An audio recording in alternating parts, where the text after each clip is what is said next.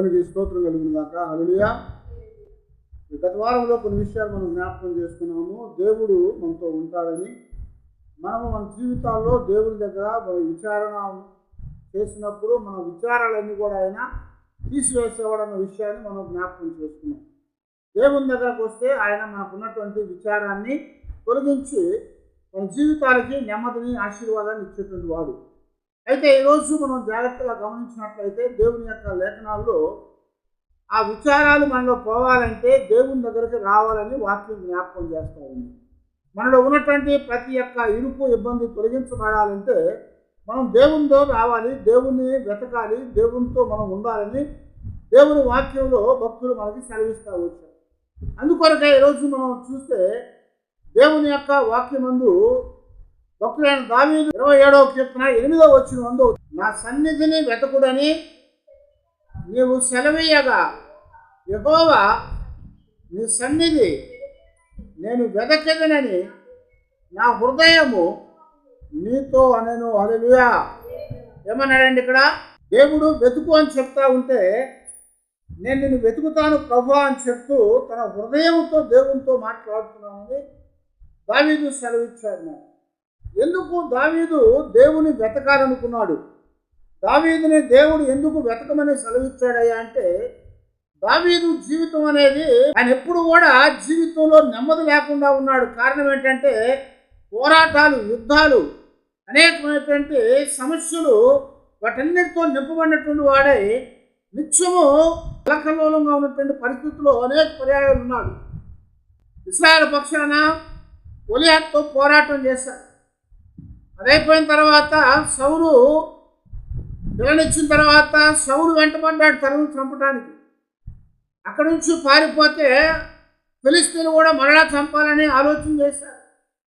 ఆ తర్వాత పిల్లలు పుట్టినాక కడుపును పుట్టినటువంటి పిల్లవాడే అబ్షాలోము ఏం చేశాడు?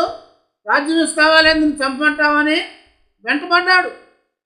ఆ వెంటబడినప్పుడు కాళ్ళకి చెప్పులు కూడా లేకుండా యూదా అరణ్యములో, ఆయన నీళ్లు లేని ప్రదేశంలో పారిపోయాడు అని చెప్పేసి లేఖనాల్లో మనకి జ్ఞాపకం చేస్తున్నాడు. అందుకొరకే ప్రభా ఏంటి నా పరిస్థితిని అడిగినప్పుడు దేవుడు దావీదుతో చెప్పాడు కదా, నువ్వు నన్ను వెతుకు అన్నాడు. నువ్వు నన్ను వెతకమన్నాడట. అందుకొరకు ఏమన్నాడు? నా సన్నిధిని వెతుకుడని నువ్వు సెలవీయగా యెహోవా నీ సన్నిధిని నేను వెతికితినని నా హృదయము నీతో అనెను అని చెప్తున్నాడు. దేవుడు వెతకమన్నప్పుడు ఆయన సన్నిధిని వెతకాలి అని చెప్తున్నాడు. దేవుని యొక్క సన్నిధిని వెతికే వారంగా మనం ఉండాలి. ఆయన సన్నిధి వెతకడం ద్వారా ఏమొచ్చుతాయి అంటే మనకు నెమ్మది కలుగుతుంది, ఆశీర్వాదం కలుగుతుంది, మన జీవితాల్లో మేలు కలుగుతుంది. ఎల్లప్పుడూ కూడా దేవుని యొక్క కాపుదల అనేది మనం కలిగి ఉంటామని దేవుని వాక్యం ద్వారా దేవుడు మనకి సెలవిస్తూ వచ్చాడు. అందుకొరకే దేవుని వెతకటానికి మనము సిద్ధపడాలని చెప్తున్నాడు. దేవుని వెతికి మనం ఆయన్ని వెంబడించాలని ఇక్కడ దేవుడు మనకి జ్ఞాపకం చేస్తున్నాడు అన్నమాట. ఎందుకు వెతకాలయ్యా దేవుణ్ణి అంటే అనేక కారణాలు ఉంటా ఉన్నాయి మన జీవితాల్లో. మనము దావీదు లాంటి వారం కాకపోవచ్చేమో, కానీ ఇప్పటి దినాల్లో కూడా అనేక కారణాలు దేవుణ్ణి వెతకటానికి మనకి ప్రోత్సాహం చేస్తున్నాయి. దేవుని సన్నిధిని వెతకమని దేవుడు మనకి సెలవిస్తూ వచ్చాడనమాట. కాబట్టి ఇక్కడ సెలవిస్తున్నాడు. 105వ కీర్తన 3వ వచనం చూడండి ఏమన్నాడు? ఆయన పరిశుద్ధ నామమును బట్టి అతిశయించుడి, యెహోవాను వెతుకువారు హృదయమందు సంతోషించుదురు గాక అని జ్ఞాపకం చేస్తున్నాడు. ఆయన పరిశుద్ధ నామమును బట్టి ఏం చేయాలంట? అతిశయపడాలి. ఆ అతిశయపడి ఇప్పుడు ఏం చేయాలంట? దేవుణ్ణి వెతకాలని చెప్తున్నాడు. ఆయన వెతికినప్పుడు మన హృదయము సంతోషించింది. మనకి అనేకమైన దావీదు లాంటి బాధలు లేకపోవచ్చేమో, కానీ ఎవరికి తగ్గ బాధలు వాళ్ళని వెంటాడుతూ ఉన్నాయి. లోకంలో ఒక సామెత ఉంది కదా, ఏ చెట్టుకు తగ్గ గాలి ఆ చెట్టుకు ఉంటుంది. చిన్న చెట్టు కూడా గాలి ఊగుతుంది, పెద్ద చెట్టు కూడా గాలి ఊగుతూ ఉంటుంది. ఎంత గాలి వచ్చినప్పుడు ఏ చెట్టుకు తగ్గట్టుగా ఆ చెట్టు ఊగుతూ ఉంటాయి. అలాగే ప్రతి మానవ జీవితంలో కూడా అనేకమైనటువంటి సమస్యలు వెంటాడుతూ ఉన్నాయి. కనుక దేవుని వెతకాలి. దేవుని వెతికినట్లయితే మన జీవితాల్లో సంతోషాన్ని కలిగి ఉంటామని చెప్తున్నాడు. అందుకని కింద 4వ వచనంలో కూడా మనం చూస్తూ ఉంటే యెహోవాను వెతకాలి, ఆయన బలాన్ని వెతకాలి, ఆయన సన్నిధిని నిత్యం వెతకాలి. ఎందుకంటే సాతాను అనేవాడు లేదా దుష్టుడు అనేటువంటి వాడు మన జీవితాల్లో నిత్యము ఏదో ఒక ఇబ్బంది కలుగు చేయటానికి మనల్ని వెంటాడుతూనే ఉంటాడు. కనుక వాడి నుంచి తప్పించబడాలంటే మన జీవితాల్లో వెతికే వారంగా ఉండాలి, దేవుని వెతికే వారంగా ఉండాలి. ఆయన బలాన్ని వెతకాలి, ఆయన సన్నిధిని వెతకాలని చెప్తున్నాడు. ఎందుకు? మనం నెమ్మదిగా ఉండాలంటే దేవుని సన్నిధిని, దేవుని బలమును వెతకాలి నిత్యము కూడా. అప్పుడే మన జీవితాల్లో నెమ్మది కలిగి ఉంటాం. లేకపోతే ఇప్పుడున్నటువంటి పరిస్థితుల్లో దేవుడు లేకపోతే మనం ఏమీ చేయలేమని జ్ఞాపకం చేసుకుంటాం. ఎందుకంటే దావీదు అంటూ ఉంటాడు, దేవా నీవు లేకపోతే నేను శూన్యం అని చెప్తా ఉంటాడు. కాబట్టి మనం బ్రతకాలంటే దేవుని వెతకాలి. మనం బ్రతకాలంటే దేవుణ్ణి వెతకాలని చెప్తున్నాడు. ఆమోసు గ్రంథంలో 5వ అధ్యాయం 14వ వచనంలో మనం గమనిస్తే, మీరు బ్రతుకున్నట్లు కీడును విడిచి మేలుని వెతకండి అని చెప్తా వచ్చాడు. దేవుని వెతకాలి. ఎందుకంటే మనం బ్రతకాలంటే దేవుణ్ణి వెతకాలి. ఇశ్రాయేలుకి దేవుడు ఇచ్చినటువంటి ఆజ్ఞలతో పాటుగా ఒక విషయాన్ని జ్ఞాపకం చేశాడు. మీరు ఎప్పుడు కూడా నన్ను వెతికేవారుగా ఉండాలన్నాడు. దేనికి వెతకాలయ్యా అంటే దేవుని యొక్క కాపుదల కొరకు ఆయన వెతకాలి. కనుక ఇక్కడ మనం బ్రతకాలంటే మోషే ఇశ్రాయేలుతో ఏం చెప్తున్నాడంటే, మీ ఎదుట 2 ఉంచాను, ఒకటి మేలు, రెండో వైపున కీడుంది. మేలును కీడుని, జీవాన్ని మరణాన్ని. మేలు జీవం అనేది ఒక సైడ్ ఉంచాడు, కీడు అనేది మరణం అనేది మరో ప్రక్క ఉందట. కాబట్టి ఇశ్రాయేలు అందరికీ చెప్తున్నాడు కదా, మీకు ఏది కావాలో మీరే ఎంచుకోండి. కనుక దేవుడు ఎప్పుడూ కూడా మనకు ఒక ఛాయిస్ ఇచ్చేసేవాడు, మనమే ఎన్నుకోవాలి. ఎందుకంటే దేవుడు ఎప్పుడు కూడా ఒక నియంత కాదు. దేవుడు ఎప్పుడూ కూడా మన సొంత చిత్తానికి మనల్ని విడిచిపెట్టేవాడు. కానీ మానవుడు దేవుని యొక్క చిత్తానికి ఇష్టపడలేదు. కాబట్టి మానవ జీవితం ఏమైందయ్యా అంటే, తన సొంత చిత్తాన్ని ఎన్నుకొని దేవుని వెతకకుండా సాతాను చెప్పిన దాని కొరకు ఆయన పరుగులు ఎత్తినట్టుగా మనకు దేవుని వాక్యం జ్ఞాపకం చేస్తా ఉంది. అందువల్ల ఇక్కడ దేవుడు ఏం చెప్తున్నా అంటే, మీరు ఇప్పుడన్నా వెతకండి అని చెప్తున్నాడు. మీరు బ్రతకాలంటే దేవుణ్ణి వెతకాలి. జీవం ఉంది, మరణం ఉంది, మేలుంది, కీడుంది. మీకు ఏది కావాలో మీరే ఎంచుకోండి అని దేవుడు చెప్పినట్టుగా మోషే ద్వారా మనకు కూడా అదే చెప్తాడు. మనం బ్రతకాలంటే మనము దేవుని వెతికే వారంగా ఉండాలి. మనం బ్రతకాలంటే దేవుని వెతకాలని చెప్తున్నాడు. దేవుని వెతకపోతే మనం బ్రతకలేం. కారణం ఏంటంటే, బ్రతికించేవాడు ఎవరయ్యా అంటే దేవుడే అని చెప్తున్నాడు. అదే మాటలో మరొక మాట కూడా జ్ఞాపకం చేస్తున్నాడు. మనం బ్రతకాలంటే దేవుని వెతకాలని చెప్తున్నాడు. అంతేకాకుండా మనకి దేవుడు తోడుగా ఉండాలంటే కూడా ఆయన్ని వెతకాలంటున్నాడు. ఆమోసు 5వ అధ్యాయం 14వ వచనంలో, అలాగూ చేసిన యెడల మీరు అనుకొనిన చొప్పున దేవుడును సైన్యములకు అధిపతియగు యెహోవా మీకు తోడుగా ఉండును అని చెప్పారు. మనతో ఎవరుంటారట? దేవుని వెతకటం ద్వారా దేవుడు మనకి తోడుగా ఉంటాడు. దేవుడు మనతో ఉండాలంటే ఆయన్ని వెతకాలి. దేవుని యొక్క సన్నిధిని మనం వెతకాలి. దేవుని వెతకండి, దేవుని బలాన్ని వెతకండి, ఆయన సన్నిధిని నిత్యం వెతకమన్నాడు. దేనికి? బ్రతకడానికి వెతకాలి. ఆయన వెతకపోతే మనం బ్రతకలేమని చెప్తున్నాడు. రెండవది, మన జీవితాల్లో దేవుడు ఎప్పుడు కూడా మనకు తోడుగా ఉండాలి. దేవుని తోడు లేకపోతే మనం ఏమీ చేయలేమని చెప్తున్నాడు. దేవుడు మనకి తోడుగా ఉండకపోతే మన జీవితాల్లో ఎప్పుడు కూడా నష్టపోయే వారంగా ఉంటాం. ఎందుకంటే దేవుడు లేనప్పుడల్లా ఇశ్రాయేలు జీవితాలు ఏం జరిగింది? ఓడిపోయారు. రాజుల గ్రంథంలో, సమూయేలు గ్రంథంలో తర్వాత మీరు చదువుకోండి. రాజుల యొక్క జీవితాల్లో అలాగే ఇశ్రాయేలు జీవితం అంతట్లో కూడా దేవుడు తోడుగా ఉంటేనే వాళ్ళ జీవితాల్లో జయము కలిగింది. దేవుడు తోడుగా లేకపోతే నష్టపోయారు, వారు ఓడిపోయారు. అనేక సందర్భాలు దేవుని వాక్యంలో మనకు రాయబడతా వచ్చినాయి. దేవుని మందస్సం అనేది వాళ్ళకు తోడుగా ఇచ్చాడు. మీరు వెళ్ళినప్పుడల్లా ఎక్కడికి వెళ్ళినా సరే ఈ మందస్సాన్ని మోసుకొని పొమ్మని చెప్పాడు. ఎందుకంటే ఆ దినాల్లో దేవుడు ఆ మందస్సం అనే పెట్టి ద్వారా ఆయన సన్నిధిని వాళ్ళతో ఉంచాడు. అందువలన ఆ మందస్సము మోసుకెళ్ళిన ప్రతి స్థలములో కూడా జయాన్ని పొందారు వారు. ఎక్కడ యుద్ధంకి వెళ్ళినా సరే ఆ యుద్ధములో దేవుని యొక్క మందస్సం వాళ్ళతో ఉన్నప్పుడు మాత్రమే వాళ్ళు జయం పొందారనమాట. అందువల్ల ఇక్కడ చెప్తున్నాడు కదా, మనము కూడా దేవుని యొక్క సన్నిధిలో ఆయన్ని వెతికి ఆయనతో మనం ఉన్నప్పుడు ఆయన మనతో ఉంటానని చెప్తాడు, మనకి తోడుగా ఉంటాడు. దేవుని తోడు లేకపోతే మనం ఏమీ చేయలేం.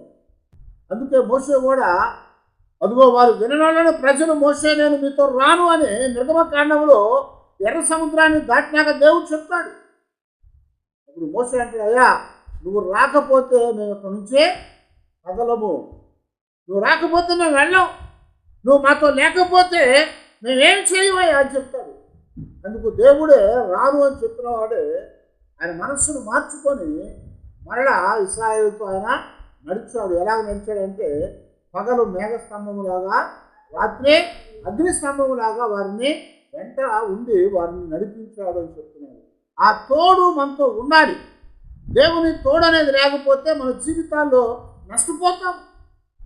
కనుక దేవుని తోడు కావాలంటే దేవుని వెతకాలి, ఆయన బలాన్ని వెతకాలి, ఆయన సన్నిధిని నిత్యము వెతికే వారంగా ఉండాలి.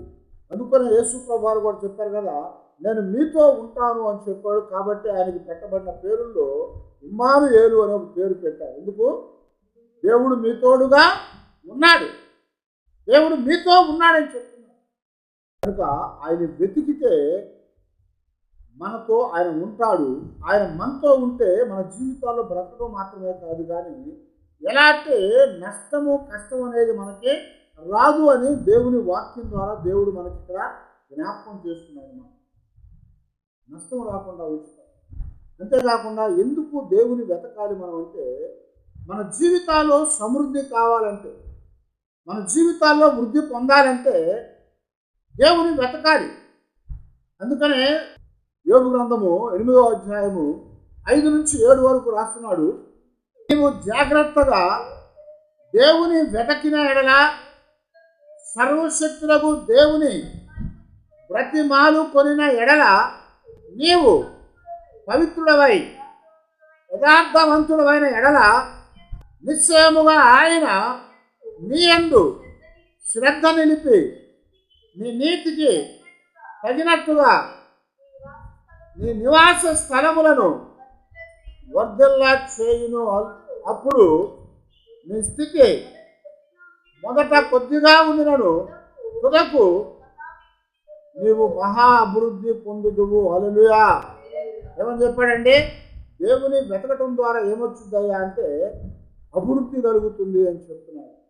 దేవుని వెతకటం ద్వారా మన జీవితాల్లో వృద్ధి పొందుతామట, మన జీవితాల్లో సమృద్ధిని కలిగి ఉంటామని చెప్తున్నాడు.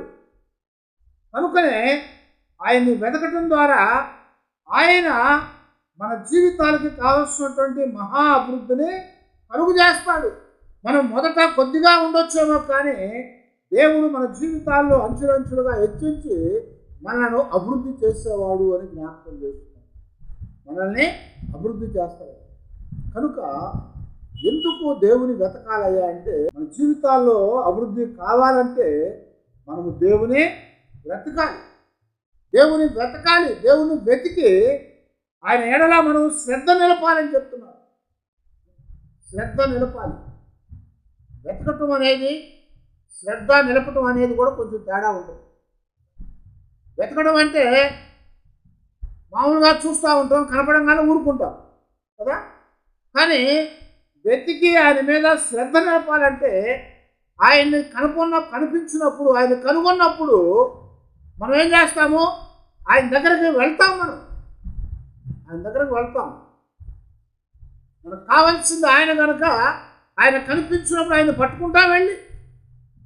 అందుకొరకే మనము వృద్ధి పొందాలంటే, మనకు ఆశీర్వాదం కావాలంటే, మన జీవితాల్లో దీవెన కావాలంటే ఎల్లప్పుడూ కూడా మనము దేవుని వెతకాలి, ఆయన బలాన్ని వెతకాలి, మన సన్నిధిని నిత్యము వెతికే వారంగా మనం ఉండాలి అని చెప్పి. రాజుల రంగంలో ఎలీషా దగ్గర ఆ వెధవరాలు వచ్చింది. ఆ విధవరాలు వచ్చి ఏమంటుంది, అయ్యా నా భర్త చనిపోయాడు, ఆయన ప్రవక్తల్లో ఒక శిష్యుడు, ఇప్పుడు ఆయన అప్పులు చేశాడు, అయితే అప్పుల వాళ్ళు వచ్చి ఏం చేస్తున్నారు, నా పిల్లల్ని ఇద్దరిని పట్టుకుపోతున్నారు, నా బ్రతికేం కావాలి, పిల్లలు లేక భర్త లేక నేనేమైపోవాలి, అప్పుల్లో ఉండిపోయానని చెప్పి ప్రవక్తను అడిగినప్పుడు ఎలీషా ఏం చెప్పాడు, ఎలీషా ఇదిగో నువ్వు వెళ్ళి నీ ఇంటిలోనికి వెళ్ళి నీ చుట్టుపక్కల ఉన్నటువంటి పాత్రలన్నీ తీసుకుంటా, అక్కడ దానికంటే ముందని చెప్పాడు, నీ దగ్గర ఏముందన్నాడు, నా దగ్గర ఏమీ లేదయ్యా, ఒక చిన్న నూనె ఉంటుంది, అందులో కొంచెం నూనె ఉందని చెప్పింది. అంటే ఇంకా ఏమీ కూడా లేకుండా సమృద్ధిగా తుడిచిపెట్టుకుపోయింది అన్ని కూడా ఇంట్లో. ఆ నూనె బుడ్డులో కొంచెం మాత్రమే నూనె ఉంది అని చెప్పింది.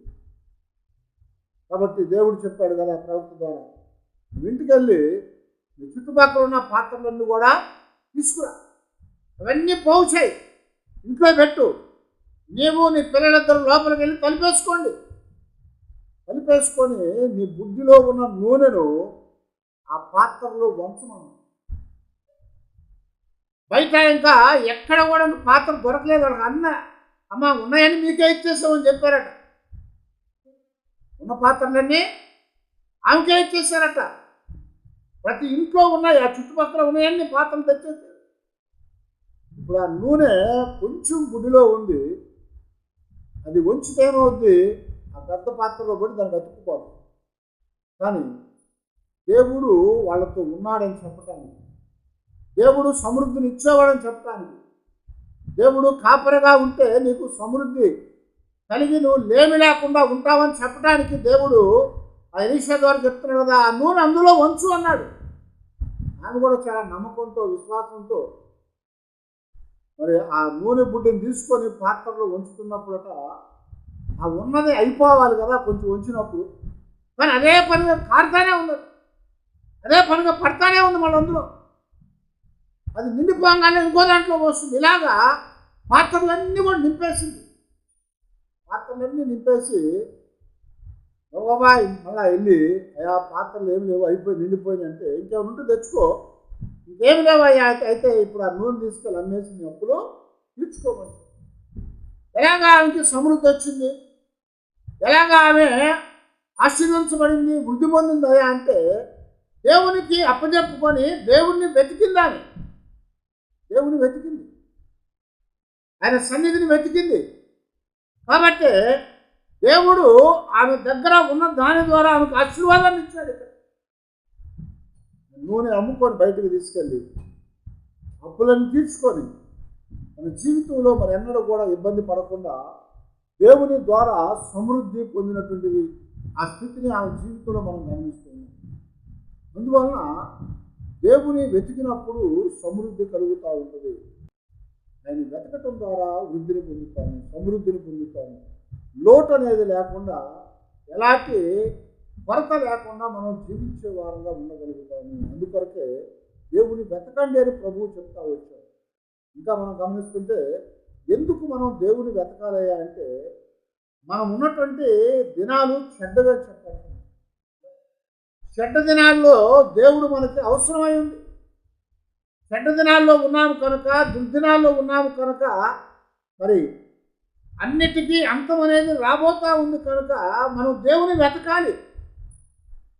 ఎందుకంటే ఇక్కడ రాస్తున్నాడు కదా, 1 పేతురు పత్రిక 4వ అధ్యాయము 7వ వచనంలో, అయితే అన్నిటి అంతము సమీపమై ఉన్నది, కాగా మీరు స్వస్థ బుద్ధి గలవారై ప్రార్థనలు చేయుటకు మెలకువగా ఉండుడి అని జ్ఞాపకం చేస్తున్నాను. దేవుని వెతకాలి, అంతం అనేది రాబోతా ఉంది. పౌలు గారు కూడా ఎఫెసీ పత్రిక 5వ అధ్యాయంలో 15 వచనాల్లో అదే మాటలు జ్ఞాపకం చేస్తూ ఉంటారు. దినములు చెడ్డవి కనుక మీరు సమయమును పోనీయక సద్వినియోగము చేసుకొనుచు అజ్ఞానుని వలె కాక జ్ఞానుని వలె నడుచుకోండి అని చెప్తున్నాడు. అజ్ఞానుని వలె కాక జ్ఞానుని వలె నడుచుకోవాలి. దేవుని వెతకాలి. దేవుని వెతకాలంటే జ్ఞానం కావాలి. ఎందుకని? జ్ఞానం లేకపోతే దేవుణ్ణి వెతకలేరు. అందుకనే కీర్తనలో 14వ కీర్తనలో 53వ కీర్తనలో మనకు రాయబడుతున్న సంఘటన ఏంటి? దేవుడు లేడని బుద్ధిహీనుడు తన మనస్సులో అనుకుంటాడు. కాబట్టి దేవుని వెతకాలంటే ఏం కావాలి? బుద్ధి కావాలి, జ్ఞానం కావాలి. కాబట్టి దుర్దినముల్లో ఉన్నాము, మంచి దినాల్లో ఉన్నాము, అపాయకరమైన కాలాల్లో ఉన్నాము. అందువల్ల మనము ఏం చేయాలంట? దేవుని వెతకాలి. దేవుని వెతకాలి. దేవుని వెతికినట్లయితే ఈ అంచు దినాల్లో, అపాయకరమైన కాలాల్లో, ఈ దుర్దినాల్లో దేవుని చేత మనం రక్షించబడతాము, కాపాడబడతాము, భద్రపరచబడతాము. దేవుని సన్నిధిలో మనము దాచబడతామని జ్ఞాపకం చేస్తాం. అందుకొరకే మనం ఎల్లప్పుడూ కూడా దేవుని వెతికే వారంగా ఉండాలి. దుర్దినములు రాకముందే, నీ బాల్య దినమందే నీ సృష్టికర్త నీవు జ్ఞాపకమునకు తెచ్చుకోమని ప్రసంగి రాశాడు. ఎందుకు రాశాడు? ఆయన జ్ఞానిగా ఉన్నప్పుడు అనేకమైన విషయాలు చెప్పి చివరికి తప్పిపోయాడు. కాబట్టి ఇప్పుడు ఏమైందా అంటే తన జీవితంలో దుర్దినాలు వచ్చినాయి, తన జీవితంలో మరి అపాయకరమైన కాలాలు వచ్చినాయి. తన జీవితంలో చివరికి ఎట్లా అయిందా అంటే నష్టమయ్యేటువంటి పరిస్థితులు కనపడతా ఉన్నాయి. ఆ దుర్దినాల్లో, అపాయకరమైన కాలాల్లో, ఏమి తోచనటువంటి పరిస్థితుల్లో ఉన్నటువంటి ఆ యొక్క సొలొమోనుకి అప్పుడు అనిపించింది అనమాట, ఇదిగో ఇప్పుడు కాదయ్యా, ఎప్పుడట? నువ్వు బాల్యుడుగా ఉన్నప్పుడే, నీ బాల్య దినములందే నీ సృష్టికర్త నీవు స్మరణకు తెచ్చుకో, జ్ఞాపకానికి తెచ్చుకోమని చెప్తున్నా. దేవుణ్ణి జ్ఞాపకం చేసుకుంటున్నావు అంటే దాని అర్థం ఏంటి? దేవుని వెతుకుతున్నాము. జ్ఞాపకం చేసుకుంటున్నామంటే దేవుని వెతుకుతున్నాము. కాబట్టి దేవుని వెతకాలని చెప్తున్నాడు. దేవుని వెతకాలి. దేవుని వెతకటం ద్వారా దుర్దినాల్లో మనం కాపాడబడతాము. దేవుని వెతకటం ద్వారా అపాయకరమైన కాలాల్లో దేవుడు మనల్ని తప్పించేవాడుగా ఉంటాడు. దేవుని వెతకడం ద్వారా మన జీవితాల్లో ఉన్నటువంటి ఆ చీకటిని దేవుడు తీసివేసేవాడుగా ఉంటాడు. ఆయన వెతకటం ద్వారా మనం బ్రతుకుతాము అని చెప్పాడు. ఆయన వెతకటం ద్వారా మన జీవితాల్లో ఆయన తోడుగా ఉంటాడని చెప్తున్నాడు. ఆయన వెతకటం ద్వారా మన జీవితాలకి కావలసినటువంటి సర్వ సమృద్ధిని దేవుడు అనుగ్రహిస్తాడని చెప్తున్నాడు. ఆయన వెతకటం ద్వారా అన్ని సమయాల్లో కూడా, దుర్దినాల్లో కూడా దేవుడు మనల్ని కాపాడుతానని చెప్తున్నాడు. దుర్దినాల్లో కూడా మన అక్కర్లు తీరుస్తానని చెప్తున్నాడు. మన పక్షాన నుండి మనం నడిపించేవాడుగా ఉంటానని ఆయన మనకి జ్ఞాపకం చేస్తూ ఉన్నాడు. అందుకొరకే మనము దేవుని వెతకాలి అని చెప్తున్నాం. దేవుని వెతకాలి. దేవుని వెతుకుతున్నప్పుడు ఆయన మన జీవితాలకి మేలునిచ్చేవాడు. ఆయన మనల్ని ఎల్లప్పుడూ కూడా బలపరిచి భద్రపరిచేవాడు అని చెప్తున్నాం. కనుక మనము దేవుని యొక్క సన్నిధిలో విచారాలతో మగ్గిపోకుండా దేవుణ్ణి వెతికినప్పుడు దేవుడు మనకి సహాయం చేసేవాడు. దావీదు అంటాడు, నా హృదయమందు విచారములు హెచ్చుగాగా నీ ఆదరణ, నీ మాట చేత నాకు ఆదరణ కలిగని చెప్తా ఉంటాడు. మన హృదయంలో విచారాలు ఎక్కువైనప్పుడు మనం విచారపడి ఆ విచారంతో మనము మరి మరణానికి అప్పగించబడకుండా దేవుని యొక్క సన్నిధిలో ఆయన వెతకాలి అని చెప్తున్నాడు. మనం వెతికి మన జీవితాలకి మనం మేలు పొందగలుగుతాం. అందుకని 119వ కీర్తనలో కూడా 10వ వచనంలో దావీదు జ్ఞాపకం చేస్తూ చెప్తున్నాడు కదా, నా పూర్ణ హృదయముతో నేను నిన్ను వెతకి ఉన్నాను, నన్ను నీ ఆజ్ఞను విడిచి తిరగనీయకము. హల్లెలూయా. దేవుణ్ణి వెతకాలి. ఎలా వెతకాలి? పూర్ణ హృదయముతో వెతకాలి అని చెప్తున్నాను. పూర్ణ హృదయముతో వెతకాలి. ఏదో కాసేపు చూసాం కదా, కనపడలేదు కదా అని వెళ్ళిపోతూ ఉంటాం. అది వెతకటం కాదు. ఎప్పుడు దాకా వెతకాలయ్యా అంటే మనకు దొరికే వరకు వెతకాలి. మన అవసరం తీరే వరకు మనం వెతకాలి. ఆయన మనతో ఉండే వరకు మనం వెతకాలి. ఆయన మన జీవితాల్లో లేమిని తీసివేసి సమృద్ధిని కలిగించే వరకు మనము ఆయన వెతకాలని చెప్తున్నాడు ఇక్కడ. ఆయన వెతకాలి. ఆయన వెతకడం ద్వారా మన జీవితాలకి సర్వ సమృద్ధినిచ్చి మనల్ని కాపాడే దేవుడు. అందుకొరకే ఎల్లప్పుడూ కూడా మనం వెతకాలి.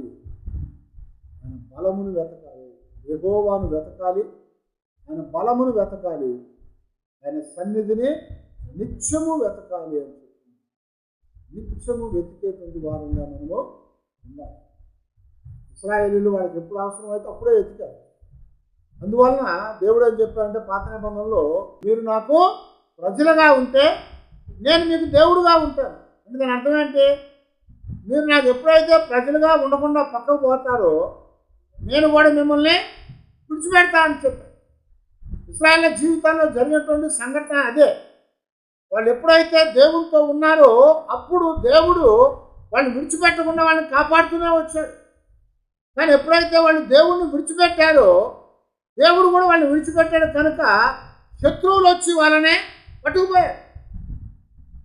అందువలన ఐగుప్తులో బానిసలుగా ఉన్నారు, ఫిలిస్తీన్లో బానిసలుగా ఉన్నారు, బబులోన్లో బానిసలుగా ఉన్నారు, అషూరీయుల దగ్గర బానిసలుగా ఉన్నారు. ఇంకా 10 మంది న్యాయాధిపతులు వచ్చి వాళ్ళని విడిపించే వరకు అనేక సందర్భాల్లో వాళ్ళు బానిసలుగా ఉండిపోయారు. ఆ న్యాయాధిపతులను పంపించి దేవుడు వాళ్ళని విడిపించాడు అని చెప్తున్నాడు.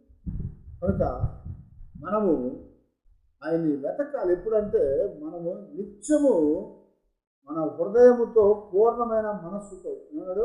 నా పూర్ణ హృదయముతో నేను నిన్ను వెతుకుచున్నాను అని చెప్తున్నాడు దావీదు. మనము కూడా పూర్ణమైన మనస్సుతో, పూర్ణమైనటువంటి వివేకముతో, పూర్ణమైన బలముతో దేవుని వెతకాలని మొట్టమొదటి ఆజ్ఞలో దేవుడు ఇచ్చినటువంటి ఆజ్ఞ.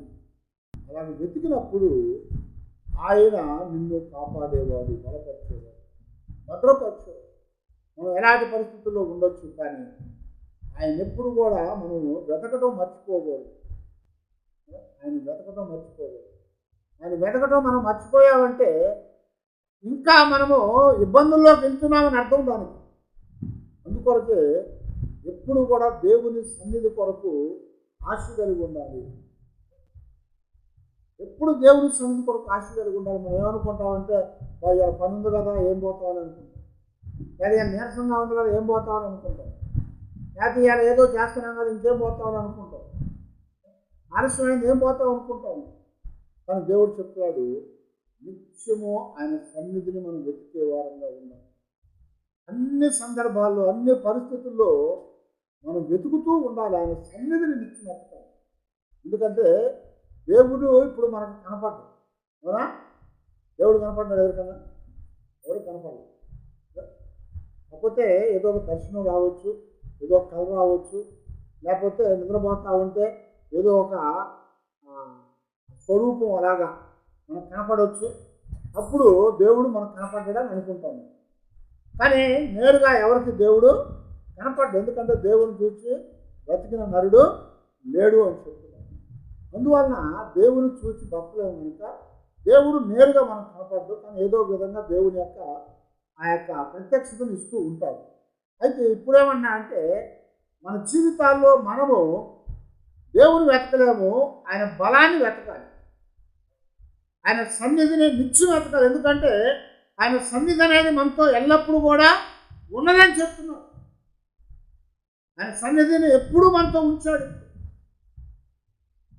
దేవుడు అన్ని ప్రాంతాల్లో, అన్ని సమయాల్లో ఎల్లప్పుడూ కనపడగలిగిన వాడు, అంటే ఉండేటువంటి వాడు. మనం ఎక్కడున్నా ఆయన వెతకొచ్చు, ఆయన సన్నిధిని వెతకొచ్చు అని చెప్తున్నాడు.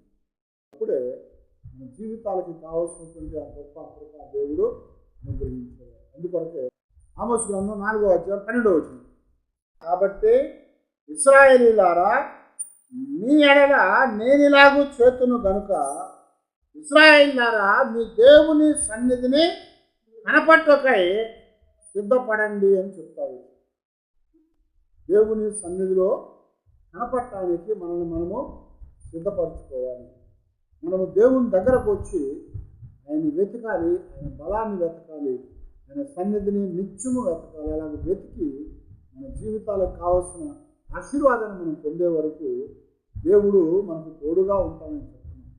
పాత నిబంధనలో ఆయన దగ్గరకు వచ్చిన వారికే ఆయన కృపనిచ్చాడు.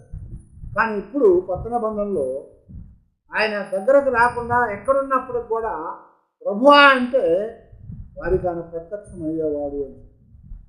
కనుక మనందరం కూడా మరి దేవుని సన్నిధిలో మన జీవితాల్లో ఉన్నటువంటి సమస్తమైనటువంటి విచారాల్లో నుంచి దేవుడు విడుదల చేయాలి. ప్రతి ఇరుకు ఇబ్బందిలోంచి దేవుడు విడుదల చేయాలని మనం అన్నిటికంటే కూడా ముఖ్యమైనటువంటిది మన జీవితానికి దేవుని సన్నిధిని ఎరిగిన వారమై ఆయన సన్నిధిలో కనపడటానికి సిద్ధపడి మనం ఆయన వెతకాలి. ఆయన వెతికి మనకున్నటువంటి సమస్తమైనటువంటి వాటిని మనం పొంది మనం ప్రభు యొక్క సాక్షిగా ముందుకు సాగాలని దేవుడు మనకు జ్ఞాపకం చేస్తున్నాడు. కనుక అలాంటి కృపా దేవుడు మనకు అనుగ్రహించి నడిపించి బలపరిచేట్టుగా దేవుని సన్నిధిలో ప్రార్థన చేసుకున్నాం. ఇందులో తల వచ్చి ప్రార్థన చేసుకున్నాం.